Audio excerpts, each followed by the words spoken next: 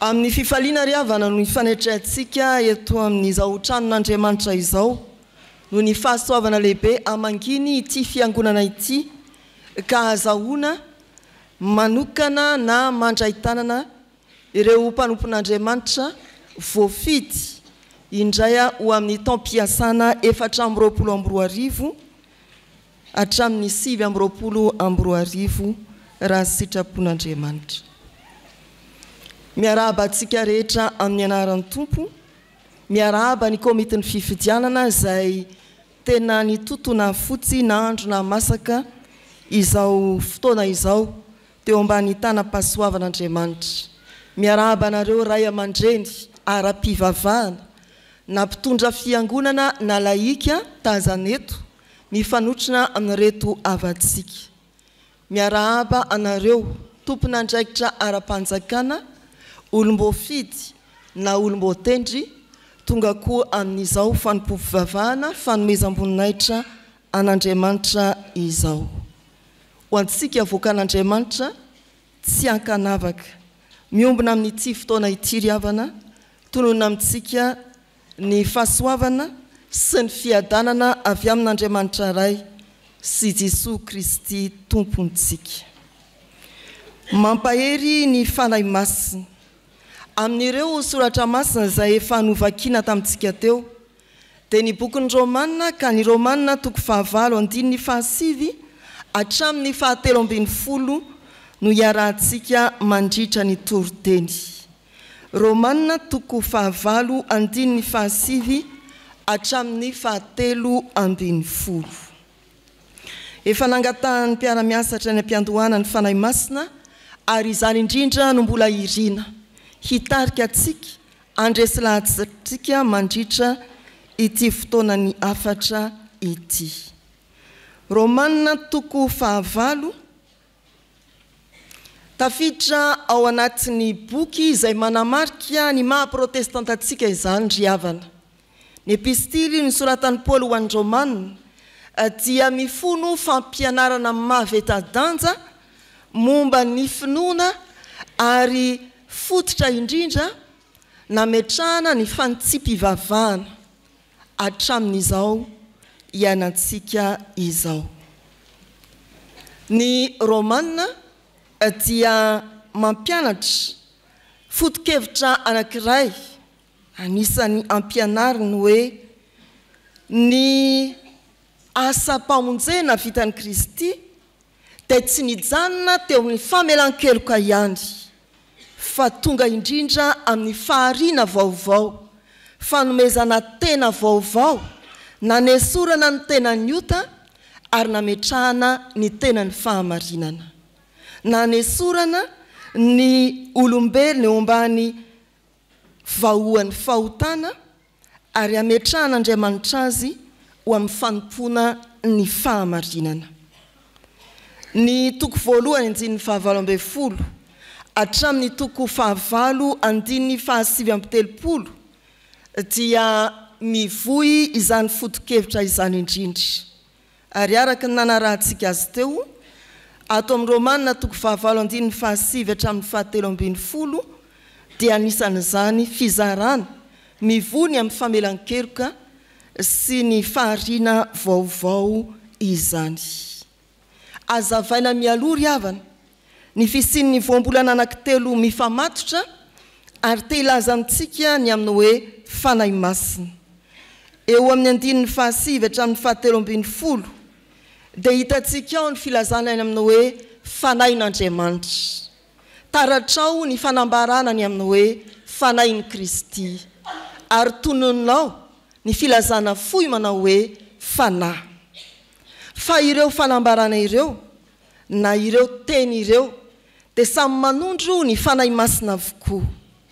Izany hoe na ny fanahin'Andriamanitra eo amin'ny andininy 7 na izay filazana hoe fanahin'i Kristy eo amin'ny andininy 7 ihany na ny fanahy amin'ny fiandohana sora-baventy ato amin'izao perikopa izao dia samy te ilaza amintsika fiangonana ny amin'ny fanahy masina mampahery avokoa.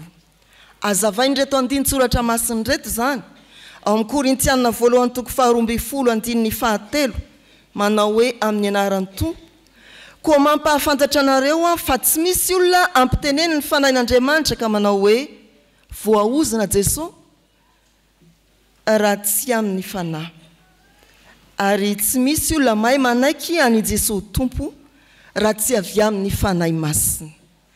Ny fanahin'Andriamanitra sy ny fanahy masina dia milaza zavatra ray ihany dia ny fanahy masina. Ao amin'ny Titos toko 7:5-9 fa ny mamaraparana indrindra dia manao hoe amin'ny anaran'ny Tompo ny fanahy masina izay nahidiny betsaka tamintsika tamin'ny alalan'i Jesosy Kristy mpamonjy. Mifamatotra ny fanomezan'Andriamanitra ny fanahy masina nampidininy avy any ambony tamin'ny alalan'i Jesosy Kristy. Fanahin'i Kristy. Ao amin'ny Jaona toko 7:20 dia hoy ny voasoratra amin'ny anaran'ny Tompo. Ny mpananatra dia ny fanahy masina izay iray indray avy amin'ny alalako, izy no hampianatra anareo ny zavatra rehetra. Ireo andinindreo ry havana dia mampifamatotra ny teny hoe fanahin'Andriamanitra, fanahin'i Kristy ary fanahy samy manondro ny amin'ny fanahy masina.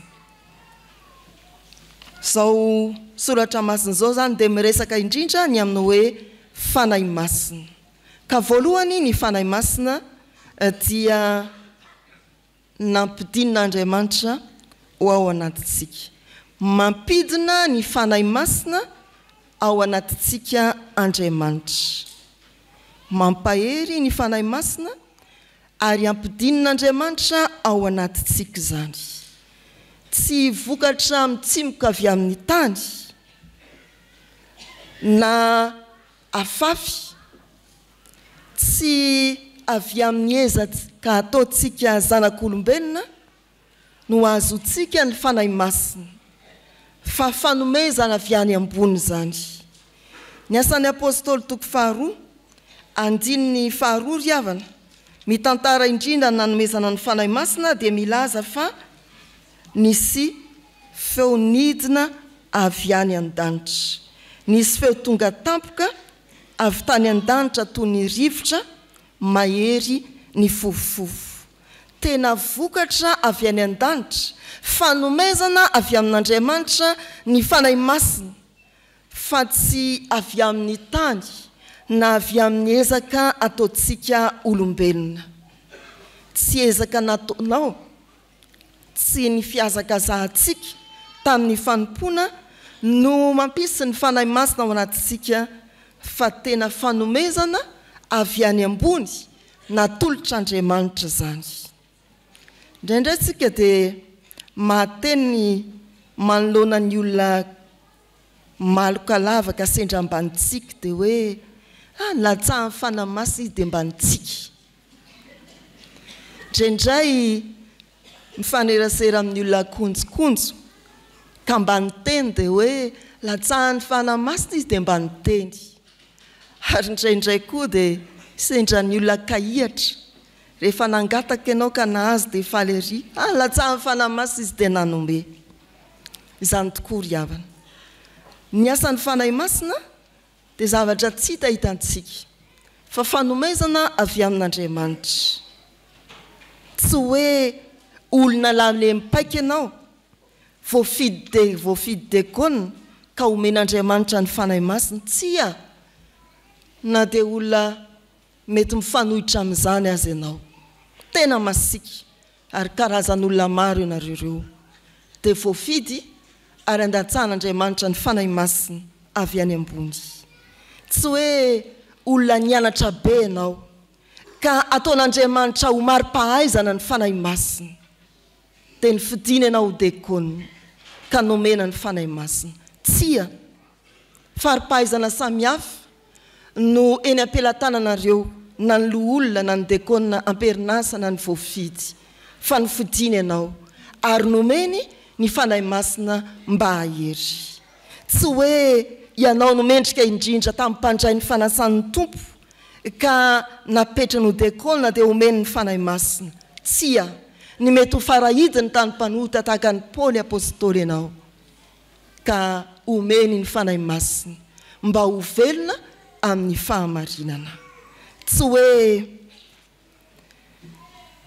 ianao lay tena raitra indrindra tsy izany fa nomeny avy any ambony ny fanahy masina ka ho antsika rehetra na ny dekona ho tokanana sy ho raisi-tanana lo olona ho raisi-tanana na isika vaoka an'Andriamanitra tsy hoe noho ny aminao fa noho ny amin'Andriamanitra indrindra no anomezany ny fanahy masina ampahery antsika esory ny marika rehetra mety hamantarana anao na eo amin'ny sehatry ny asanao andavanandro na eo amin'ny sehatry ny fanompona fa tsinotsinony izany ndeha hanetry tena ao anatrehan'ny tompo ka hiteny manao hoe dinio aho Andriamanitra ary angatao ny fanahy masina hampahery anao mampidana ny fanahy masina ao anatintsika Andriamanitra mba hampahery antsika tsarovy tsy ny amin'ny ezaka nataonao na ny fahatsaranao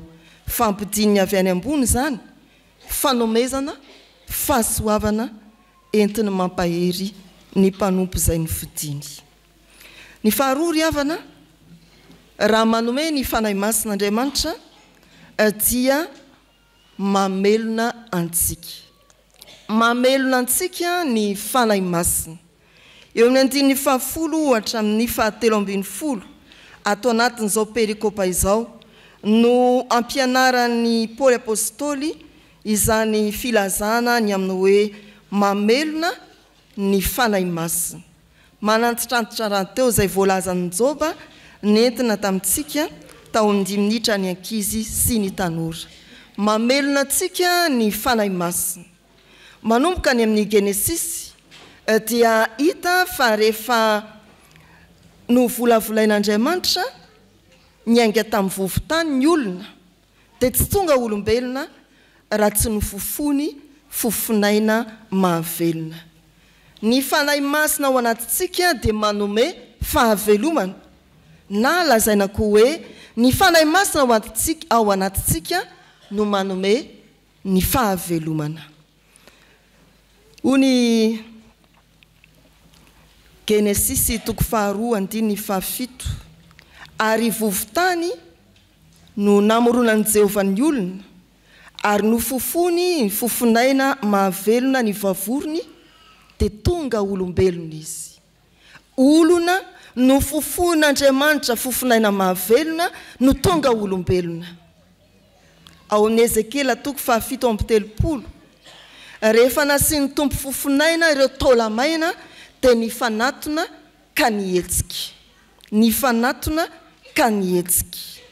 ny fanahy masina mihitsy izany no miteraka fahavelomana eo amin'ny tsirairay araka ny voalaza tany am-piandohana ry havana ny bokin'ny Romanina dia ifaharan'ny finoana kristianina protestanta eo amin'ny fampianarany ary raha manazava ireto andininy vitsivitsy ireto indrindra ny ray aman-dreny teo amin'ny fandisym-pivavahana Jean Calvin ny andininy 10 hatramin'ny 17 ny filazany dia ny hoe ny olona tsy manana ny fanahy masina dia azo oharina amin'ny sarivongana azo oharina amin'ny taolana mandehandeha azo oharina amin'ny faty mitsangana azo oharina amin'ny trano alo azo oharina amin'ny fiarakodia efa konka tsy mihetsika tsony lasa tranona koa isika azo oharina amin'ny hazo ringitra azo nareo sary an-tsaina ve izany ray aman-dreny ny fandisym-pivavahana izany dia milaza mahitsy amintsika amin'ny fanazavana ireo andin-tsoratra masin'ireo manao hoe raha tsy manana ny fanahy masina ianao dia sary vongana tsy velona sary ihany raha tsy manana ny fanahy masina ianao dia toy ny skelety mandehandeha taolana mandehandeha raha tsy manana fanahy masina ianao dia toy ny trano alo nakaizan'ny olo taty rindrina sisa mijoro raha toka tsy manana ny fanahy masina ianao dia ohatry ny azo ringitra rehefa ririnina fa teo ampandiniana izany eviteny izany ry havana dia na saran-tsaina zava-maniry anankiroa ny paiso sy ny coco. Raha nanaraka tsara ianao dia any amin'ny farany teny hoe za déconne paiso na za déconne coco. Any an-tsainareo any zao dia efa misy hevitra hafa amin'izany paiso coco zany. Ny paiso dia voankazo mamoa amin'ny fotoany. Rignitra izy rehefa ririnina ary mitsimoka izy raha lohataona. Araka ny tonokalon'ny doksa hoe tafatsiry indray no maitso eto an-tokotaninay. Raha kopelana amin'ny paiso mavokely ranondray. Hainareo ankizy ve zany? Paiso zany nareo ankizy. Zay lay voankazo ringitra ririnina. Misy fotoanany zany izy mamoa, mamelana, maitso, fa amin'ny vanim-potoanany ririnina izy dia ringitra. Fa ao kosa ny coco. Ny coco dia voankazo velona sy mamoa mandavan-taona. Na dia vokatra coco azy izy anelanelan'ny novambra sy febroary. Mahatonga ny fiarahamonina ankehitriny hametraka solona anarana na filazana ny olona kinga sy maranitra iteny azy ireny manao hoe coco be iny. Naomboka amin'ny zazakely ka hatramin'ny olona manam-pahaizana coco be iny. Fa voankazo velona sy mamoa mandavan-taona. Riavana malala rehetra amin'ny tompo, efa taona ny faharetan'ny taom-piasan'ny fiangonana. Ao anatin'izany no iasan'ireo voafidy rehetra tany amin'ny tompona any amin'ny sampana sy ny fikambanana ary indrindra ho an'ny déconne sy ny loholona. Ianareo izay efa teo am-perinasana fanompoana izany dia mahatsikaritra fa misy olona mety atao hoe tahaka ny paiso izy. Vanim-potoanany ririnina ohatra ny hazo maty, trano alo, taolana mandehandeha ary mety sary vongana koa. Tsy hita mihitsy izy. Misy vanim-potoana tsy hita. Indray izy hita.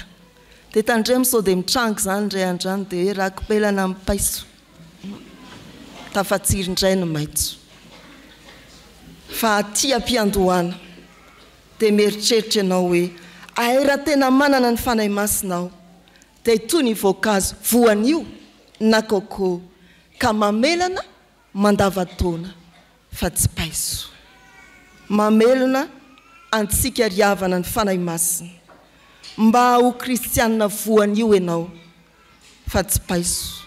Voanio dia hoe coco fa tsy hoe voanio. Fa tsy hoe déconne voanio. Tena amelana mandavan-taona. Hisy ravina mandavan-taona. Hiasa mandra-pahatonga ny fiafaran'ny taom-piasana. Mba ho déconne tena velo ny fanahy masina isika ary tsy ho tononona amintsika ny hoe fataiza foana. Tsy ho lazaina amintsika ny hoe iny anga hita mihitsy. Tamin'ny fanokana sy ny fandraisan-tanana ihany izy no hita dia angamba rehefa ifaraparan'indray ny taom-piasana vao afaka hijery azy isika. Sanatria mifanohitra amin'izany rehefa ilay mitsotra eto izy vao bataitsika mpiara-miasa azany e. Indreo ary havana ny afatra anankiroa tao anatin'izao fotoana sarobidy eo amin'ny fiainanareo tsirairay ary indrindra masina eo anatrehan'Andriamanitra sy ny fiangonana izao. Tsarovy fa mampahery ny fanahy masina nomen'Andriamanitra antsika avy any ambony. Tsy nisy ny angarany zany na kely ianao lehibe ary indrindra isika déconne sy loholona ankehitriny. Nomen'Andriamanitra za fanahy masina izany mba hahatonga antsika ho fiangonana velona, ho déconne mamoa ary miasa mandavan-taona. Kristy ilay tsy nitandro asasarana hialohantsika ho fianarana ho antsika ka hahatonga antsika tena ho velona amin'ny fanompoana azy. Amen.